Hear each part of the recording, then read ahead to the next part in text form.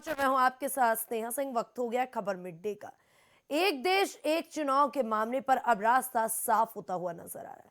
One nation one election को अब Modi cabinet की मंजूरी मिल गई है। हालांकि मोदी कैबिनेट ने बिल को मंजूरी दे दी है तो देश में लोकसभा और विधानसभा चुनाव समेत सभी चुनाव को एक साथ करवाने का रास्ता जैसे ही साफ होता नजर आ रहा है तो विपक्ष भी इस पर अपनी प्रतिक्रिया देता नजर आ रहा है। मोदी कैबिनेट ने एक राष्ट्र एक चुनाव बिल को आज मंजूरी दे दी। सरकार इस बिल को अगले हफ्ते संसद में पेश कर सकते हैं। इससे पहले कैबिनेट में रामनाथ कोविंद समिति द्वारा इस पर बनाई गई रिपोर्ट को मंजूरी दी थी। अगले हफ्ते पेश हो सकता है बिल। मोदी सरकार को लेकर के ये दावा किया जा रहा है कि बिल को संसद में पेश कराने की पूरी तैयारी है। हालांकि एजेंसियों के मुताबिक ये कहा जा रहा है कि मोदी कैबिनेट ने बिल को मंजूरी दे दी और वो बिल आम सहमति बनाना चाहती है। बिल पर व्यापक चर्चा के लिए सरकार इसे संयुक्त संसदीय समिति या जेपीसी के पास भेज सकती है। बिल का उद्देश्य 100 दिनों के भीतर शहरी निकाय और पंचायत चुनाव के साथ साथ लोकसभा और विधानसभा चुनाव एक साथ कराना है।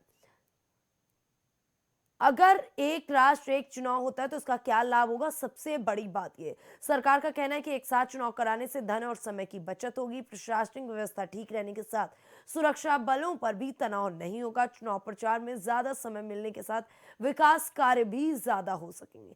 चुनाव ड्यूटी के चलते सरकारी कार्यों में भी दिक्कतें आती हैं। ये सारी ऐसे बिंदु उठाए जा रहे हैं जिस पर यह दावा किया जा रहा है कि वन नेशन वन इलेक्शन के तहत लोगों को राहत मिलेगी। फिलहाल आज हम इस पर चर्चा करेंगे और चर्चा के लिए हमारे साथ हमारा एक्सपर्ट पैनल जुड़ चुका है। आइए आपको मिलाते हैं हमारे एक्सपर्ट पैनल से। हमारे साथ कांग्रेस प्रवक्ता वचस्पति द्विवेदी जुड़ चुके हैं। हमारे साथ बीजेपी नेता वेद प्रकाश शास्त्री जुड़ चुके हैं। पहले तो आप दोनों का इंडिया वॉच में बहुत बहुत स्वागत है। Ved Prakash Shastri ji, one nation one election को लेकर के एक मोदी कैबिनेट ने मंजूरी दे दी है। आगे अब ये बिल संसद में चर्चा के लिए सामने आएगा। आपकी आवाज स्पष्ट नहीं आ रही, बहुत कट पिट के आ रही है। चेक किया जाए। वेद प्रकाश शास्त्री जी को मेरी आवाज नहीं मिल रही। वेद प्रकाश शास्त्री जी, अब आ रही है आपको मेरी आवाज? हाँ, थोड़ा सा आई है जी।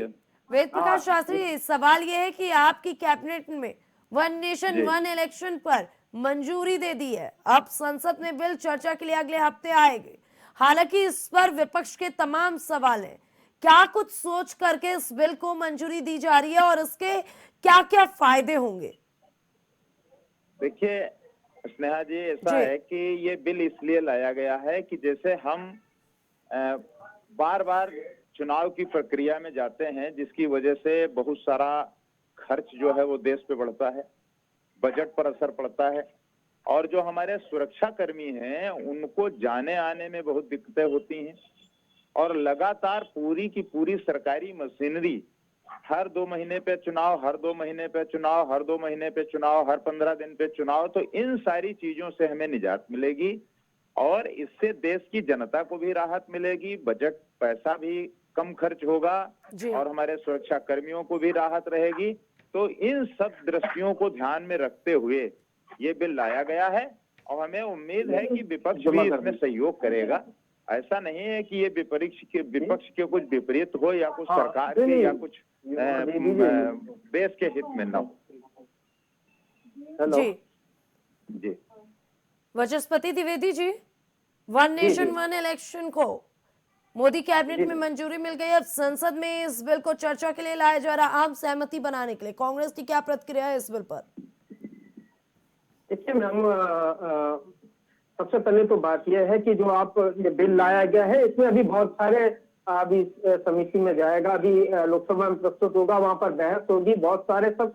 मान लीजिए कोई भी इसमें संशोधन नहीं होता है तब भी इसको डिलिमिटेशन एक्ट के तहत आपको इसको करना होगा। 82A(1) के तहत जो रामनाथ कोविंद जी की समिति बनी है उसकी सिफारिशें की जा सकती हैं। लेकिन इसके साथ साथ बहुत सारी इसमें तकनीकी और अन्य तरीके की व्यावहारिक कठिनाइयां हैं। सबसे पहले तो ये तय करना डिलिमिटेशन में कि हर एक 10 साल के बाद जो सेंसस होता है, जनसंख्या की गणना होती है, वो नहीं हुई है। तो आप डिलिमिटेशन कैसे करेंगे उसका? आके लोकसभा और अन्य राज्यों की विधानसभा में सीटें कैसे निर्धारित होंगी? पहले तो ये करना होगा। जब जनसंख्या ही नहीं की कराई गई है तो उसमें आप डिलिमिटेशन कैसे कराएंगे? और मान लीजिए अगर हो भी जाता है तो उसके लिए जो इलेक्शन कमीशन है उसको ईवीएम बनवाने पड़ेंगे और उसके सरकार के पास केवल 2 एजेंसी है, ECIL और BIL। इनको बैलेट यूनिट और अन्य यूनिट बनाने पड़ेंगे। इसके लिए कम से कम 2 साल का वक्त उनको लगेगा।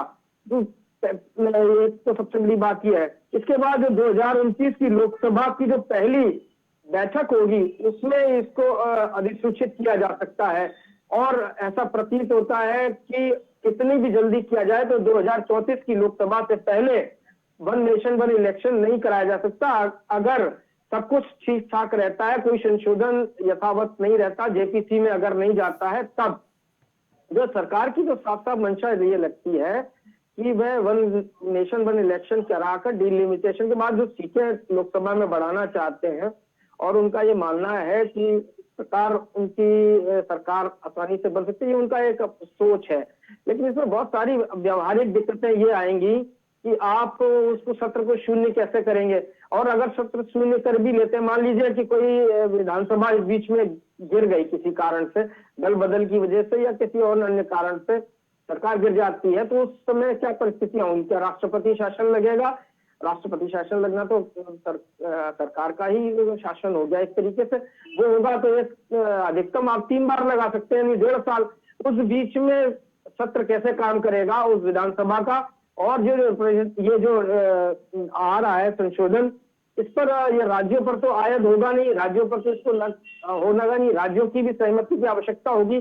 तो मुझे लगता है कि बहुत दूर की कौड़ी है और इतना आसान नहीं है। इसको पारित भले करा ले, लेकिन इसको 2034 से पहले लोकसभा में नहीं ला पाए। जहां तक इनका ये कथ्य कहना कि इससे जो फोर्सेस है, जो केंद्रीय एजेंसियां हैं, उनको बहुत फर्क पड़ेगा, धन का अपव्यय रुकेगा, मुझे नहीं लगता कि इससे बहुत अपव्यय रुकने वाला है। पहले तो यही तय हो जाए कि आखिर अगले इलेक्शन होंगे किस पर, EVM पर होंगे। अभी ये मसला सुप्रीम कोर्ट में चला गया कि वीवीपैट की गणना से होंगे या बैलेट पेपर से होंगे, यही विचाराधीन मसला है।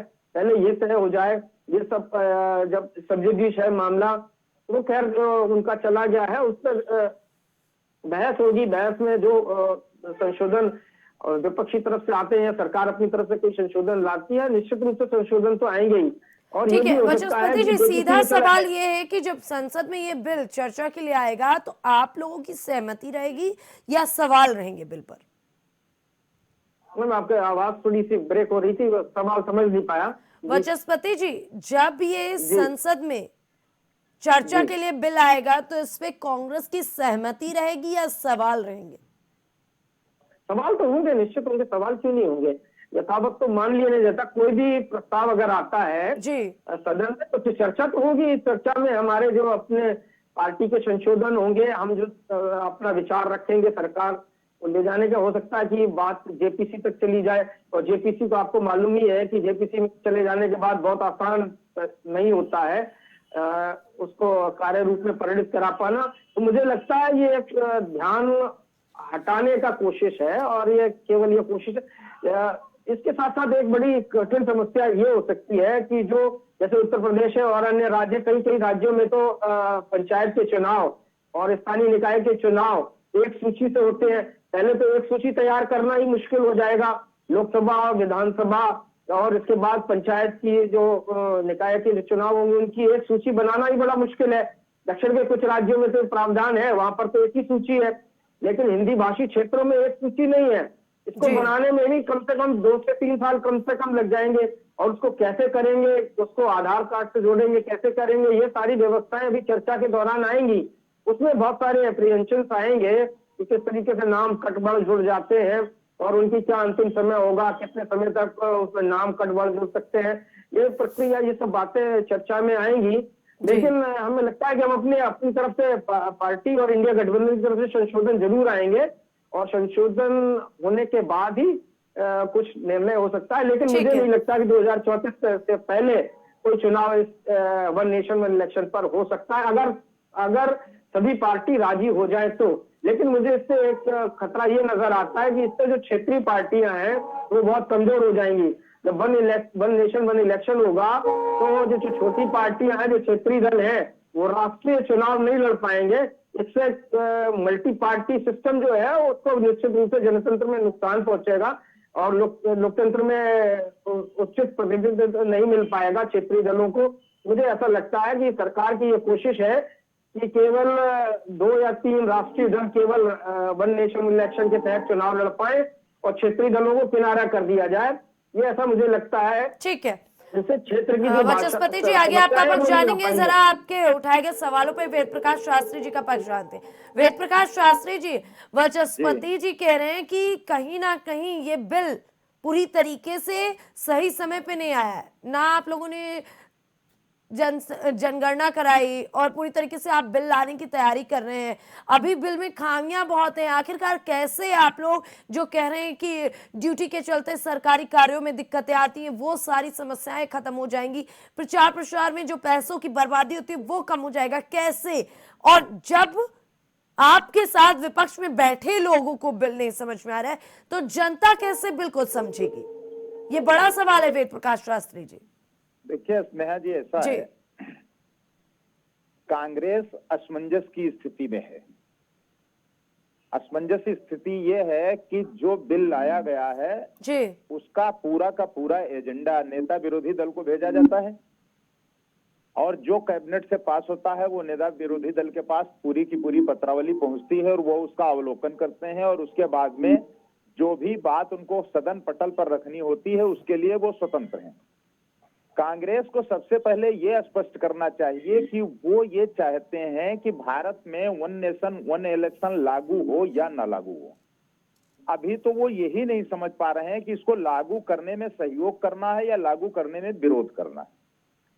दूसरी बात जो ये कह रहे हैं कि अगला चुनाव ईवीएम से होगा या बैलेट पेपर से होगा, क्या कोई ऐसा प्रपोजल कांग्रेस लेकर के आई है कि भविष्य में जो चुनाव होंगे वो अब ईवीएम के माध्यम से होंगे या बैलेट पेपर के माध्यम से हो?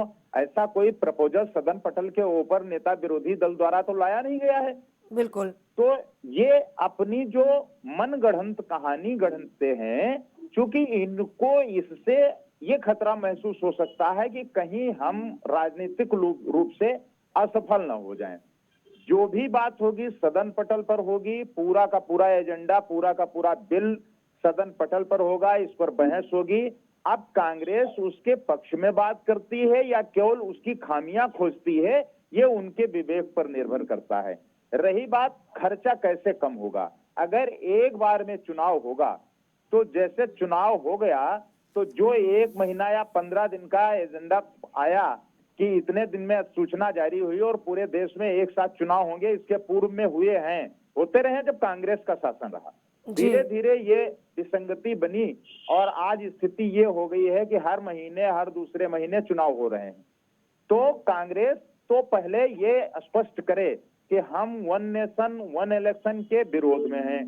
हम नहीं चाहते हैं कि वन नेशन वन इलेक्शन कानून भारत में पास हो।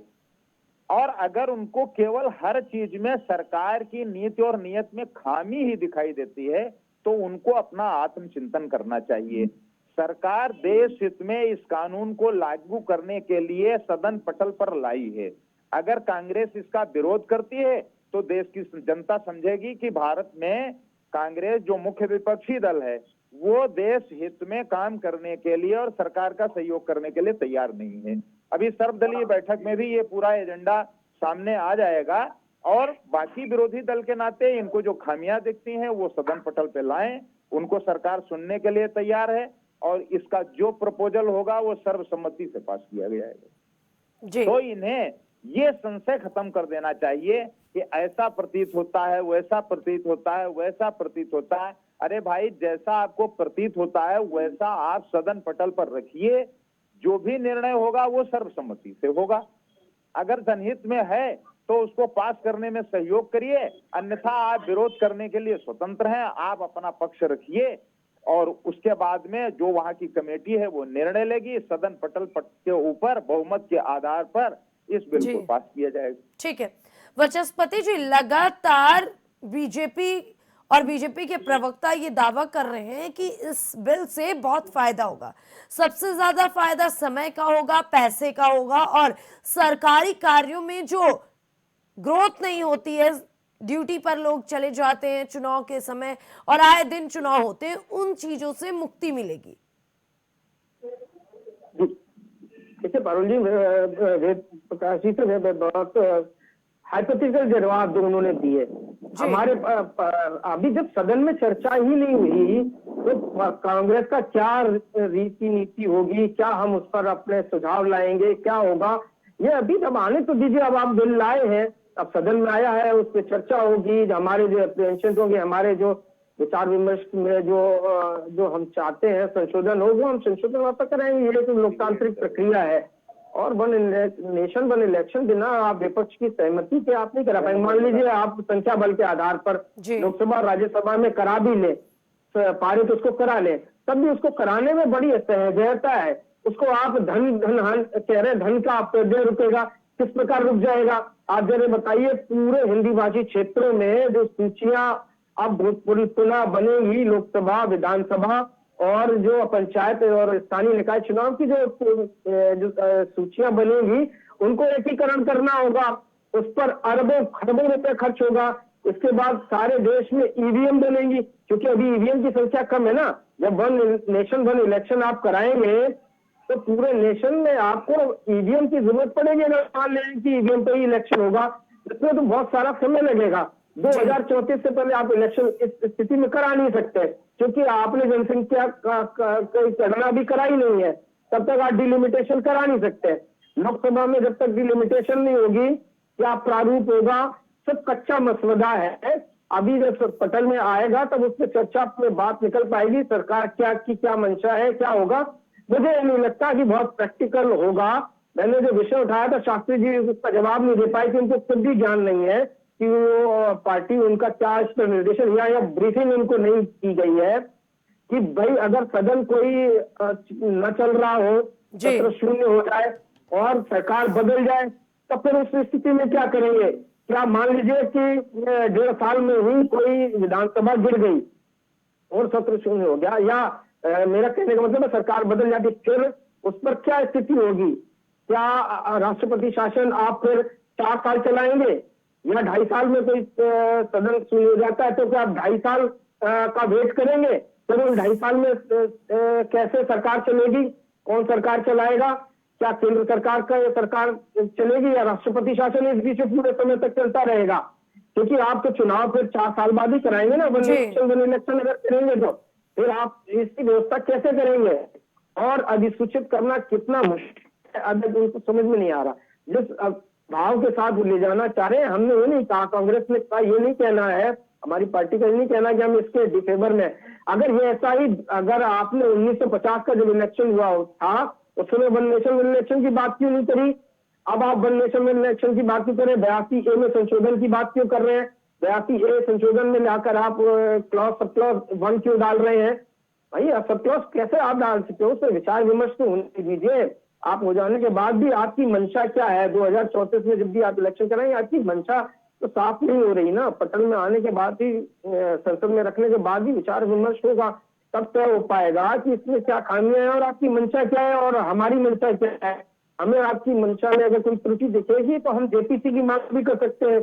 अगर जेपीसी पे अगर चले जाता है मामला, तो आपको मालूम ही है कि जेपीसी में जब कोई मामला चला जाता है तो किस तरीके से आधार में लटक जाता है। तो मुझे नहीं लगता कि बहुत आसान है। और जो अपव्यय की बात करें तो सुरक्षा बल तो आप पूरे देश में फिर लगाएंगे, पूरा सुरक्षा बल, फिर उस समय परिस्थितियां ऐसी पैदा हो जाए, मान लीजिए कोई आंतरिक संकट पैदा हो जाए या कोई बाह्य संकट पैदा हो जाए, तो आपने सारी करीब 30 से 40% फौज को आपने या अर्धशस्त्र बलों को आपने लगा रखा होगा। उस समय कोई परिस्थितियां, कोई विदेशी शक्ति किसी प्रकार का कोई ऐसी असहज परिस्थिति पैदा कर दे, तब उसमें हमारे पास क्या परिस्थितियां पैदा होंगी, उसमें हम क्या कर सकते हैं, और जो स्थानीय पुलिस होगी उसका क्या उसमें रोल होगा। ये सारी चीजें अभी बड़ा कच्चा है, अभी कुछ उसमें कहा नहीं जा सकता। और किस पार्टी का क्या रुख होगा मुझे नहीं लगता। सबसे बड़ा जो मुझे शक है वो ये है कि ये क्षेत्रीय दलों को समाप्त करने की ये कुछ चेष्टा है, और वहां की स्थानीय जो समस्याएं होंगी, क्षेत्रीय दल उनको लेकर सबसे तेजी से आते हैं, ये उनको खत्म करने की एक साजिश है। अब सवाल ये है कि इनके जो क्षेत्रीय घटक हैं जिनके साथ ये सरकार में है, क्योंकि ये भाजपा की सरकार तो नहीं है, इनकी घटक की सरकार, क्या घटक दल इस बात पर राजी होंगे? क्या परिस्थितियां बनेंगी? किस तरीके से सामंजस्य होगा? जब गठबंधन बनेंगे वो किस तरीके से इलेक्शन में जाएंगे, तो मुझे बहुत अनप्रैक्टिकल ये मसौदा लगता है। हो सकता है कि लगातार 8-10 साल के संशोधनों के बाद, जी। 2-4 सत्रों के संशोधनों के बाद या 2-3 इलेक्शंस के बाद इस पर कोई आम सहमति बन पाए। मुझे नहीं लगता कि इस कार्यकाल में कोई आम सहमति बन पाएगी, मुझे नहीं ठीक लगता। है। अगर हो जाए तो संभव नहीं है। मैंने है। आपको क्या प्रैक्टिकल प्रॉब्लम तो सब समझाए, जो बता रहे पोस्टिंग और ये सबका कैसे संभव है। आपको स्थानीय जो जनता जो स्थापिका होगी उसका भी तो आप ठीक है वचस्पति जी, वेद प्रकाश शास्त्री जी से जरा जवाब लेते हैं। ठीक है वेद प्रकाश शास्त्री जी, जी लगातार अपनी शुरुआत से ही वचस्पति जी कह रहे हैं कि ये अनप्रैक्टिकल बातें हो रही। उन्होंने कहा कि बहुत ही कठिनाइयां हैं इस बिल में, और जिस तरीके से वन नेशन वन इलेक्शन को हल्के में लेके जल्दबाजी की जा रही है वो हमारे देश के लिए उचित नहीं होगा। उन्होंने कहा कि अगर ऐसे ही चलता रहा और आप लोग संख्या बल पे जबरन लाने की कोशिश करेंगे तो जेपीसी के पास जाएगी कांग्रेस। देखिए ऐसा है स्नेहा जी, जी जो हमारे कांग्रेस के प्रवक्ता भाई हैं जी वो अभी असमंजस में हैं, उनकी स्थिति स्पष्ट नहीं है। कैसे? पहली चीज तो ये नहीं स्पष्ट कर पा रहे हैं कि एक मिनट वचस्पति जी, एक मिनट जी। वेद प्रकाश शास्त्री जी कैसे इस बिल के पक्ष में है या इस बिल के विरोध में है, पहली तो बात नहीं। उन्होंने तो वेद प्रकाश शास्त्री जी शायद आपने गौर नहीं किया, उन्होंने कहा हम विरोध कैसे कर दें जब अभी संसद में बिल पे चर्चा नहीं हुई। उन्होंने कहा हम विरोध नहीं कर रहे हैं, लेकिन जो बिल के पीछे की खामियां हैं उस पे बीजेपी जवाब दे। नहीं, हम तो उसके लिए तैयार हैं, इसीलिए तो हम सदन पटल पर लाए हैं जी कि विपक्ष के पास पूरा मसौदा है और सदन में इसकी चर्चा होगी। विपक्ष जो संशोधन अपनी तरफ से लेकर के उसमें आएगा, सरकार उस पर विचार करेगी, सर्वसम्मति से तय होगा, उन चीजों में उसमें सुधार किया जाएगा। उसके बारे में हम ये कहां मना कर रहे हैं कि हम आपके सुधार और आपके संशोधनों का स्वागत नहीं करते हैं, हम तो उसके लिए तैयार बैठे हैं। लेकिन आप जो शंका जाहिर करते हैं कि ये इसकी आड़ में ऐसा करना चाहते हैं वैसा करना चाहते हैं, जिस प्रकार की आशंका ये चुनाव के दौरान जताते रहे कि साहब अगर भारतीय जनता पार्टी सत्ता में आई तो ये संविधान को समाप्त कर देंगे, लेकिन उसके बावजूद भी भारतीय जनता पार्टी सत्ता में आई। देश की जनता इस बात को सुनने के और मानने के लिए तैयार नहीं हुई। अब ये कह रहे हैं कि इस बिल को अगर जेपीसी में हम भेज देंगे, तो क्या हर बिल को जेपीसी में भेज देने से आप एक विपक्ष की सकारात्मक भूमिका अदा कर रहे हैं, देश की जनता के हित में आप काम कर रहे हैं? अगर सारे बिलों को आप जेपीसी में भेज करके और उन बिलों को डिस्प्यूटेड बता करके और उनको पास होने नहीं देना चाहते हैं, सरकार ने तो कोई जल्दबाजी की नहीं, कोई हमने अधिसूचना जारी करके वन नेशन वन इलेक्शन तो लागू किया नहीं, हम तो कैबिनेट से पास करके उस मसौदे को ला रहे हैं, सदन पटल पर रखेंगे, आप उसके ऊपर चर्चा करिए। अगर आपकी सहमति है या सहमति नहीं है तो उसके लिए बाकायदा सदन में चर्चा होगी और सदन में यह तय होगा गुण दोष के आधार पर कि इसे लागू किया जाए या लागू ना किया जाए। हम कोई जोर जबरदस्ती के आधार पर लागू करने के लिए थोड़े जा रहे हैं, जो आप इस तरीके के हमारे ऊपर आरोप लगाएं कि साहब आप जबरदस्ती इसको लागू करके और ये खत्म करना चाहते हैं, वो खत्म करना चाहते हैं। वेद प्रकाश शास्त्री जी, लेकिन जो पॉइंट्स आपने उठाए हैं कि सैनिक समय और धन की बचत होगी, सवाल तो उस पे उठ रहा है ना? नहीं, इस पे सवाल अगर विपक्ष उठा रहा है तो मेरी समझ से ये तो बात जनहित की नहीं है। वो भी राजनीति में है और काफी दिन सत्ता में रहे हैं, उनको भी इस बात की अच्छी जानकारी है कि जब चुनाव होता है तो किस तरीके की परिस्थितियां देश में पैदा होती हैं, उस स्टेट में पैदा होती हैं, सारी कार्य प्रणाली ठप हो जाती है, केवल चुनाव ही मात्र होता है, उसके अलावा तो कोई जनता का काम होता नहीं है। तो अगर ये हर स्टेट में बारी बारी से पूरे वर्ष चलता है तो अगर इसको एकमुश्त कर लिया जाए तो क्या इन्हें ये नहीं लगता है कि इससे पैसे पर अंकुश लगेगा, जो खर्च ज्यादा होता है और जो सुरक्षा बल हमारे परेशान होते हैं कि इस स्टेट से उस स्टेट, उस स्टेट से वो स्टेट, उनमें बचत होगी और एक बार एक मसौदा तैयार करने के साथ साथ पूरे देश में चुनाव संपन्न हो जाएगा। हाँ, अब इन्होंने जो बात कही कि जैसे किसी विधानसभा का कार्यकाल बीच में समाप्त हो गया तो क्या होगा, तो उसके लिए उसमें प्रपोजल लाया गया है, उस पर आप चर्चा कर लीजिए।